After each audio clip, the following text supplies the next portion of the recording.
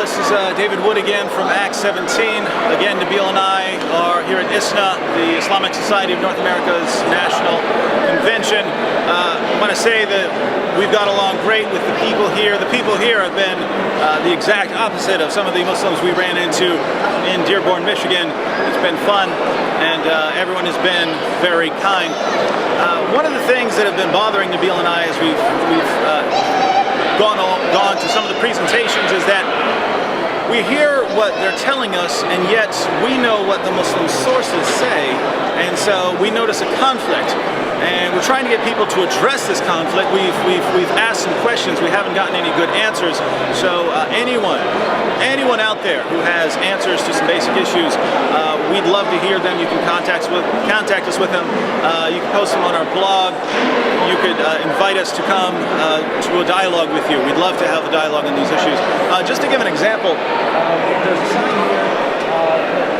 What Islam teaches, and this is a perfect example of some of the things we're talking about.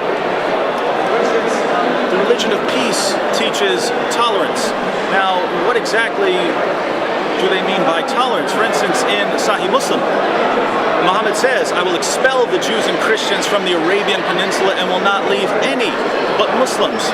Does this sound like a man who envisions a society with Christians and Muslims and Jews living together in harmony? No, there has to be some kind of complete separation. We have forgiveness. Well, we look to the sources and we see something very different. For instance, in Sahih Muslim, a woman comes to Muhammad and says, "I've committed adultery. How do I get forgiveness?" Muhammad says, "Well, wait, see if you're pregnant." She comes back and says that she is pregnant. He says, "Wait until the baby is delivered." She waits until the baby is delivered and comes back. He says, "Wait until you've weaned the baby." She comes back after he's been weaned and he says, "Pick up stones, pick up stones."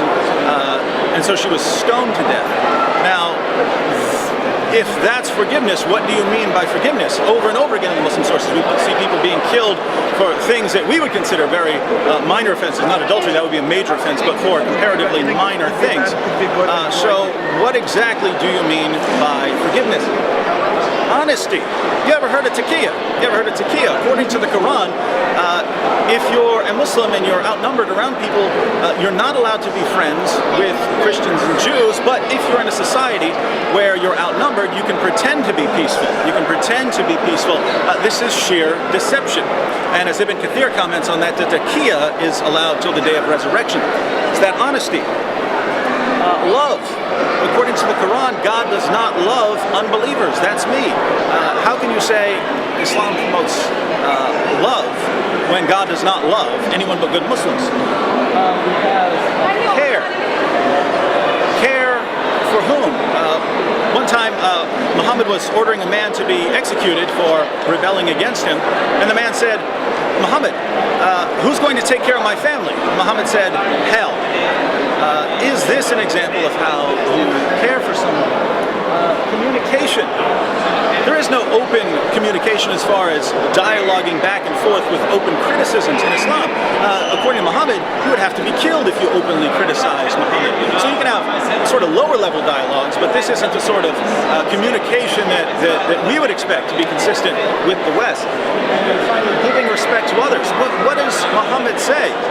Do not give the Jews and the Christians the greeting first. Force them to the narrowest part of the road. I can't. I don't have. Is that giving respect to them? No. What do we read in Surah 9:29?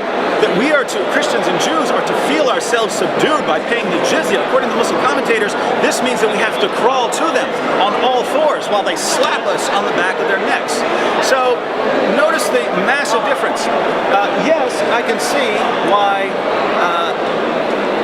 a Muslim might say every one of these things. You could say that Islam promotes love, but when you just put it up there as a sign, it's misleading. It acts as if it's promoting love towards everyone, when it doesn't. It promotes love towards some, not towards everyone.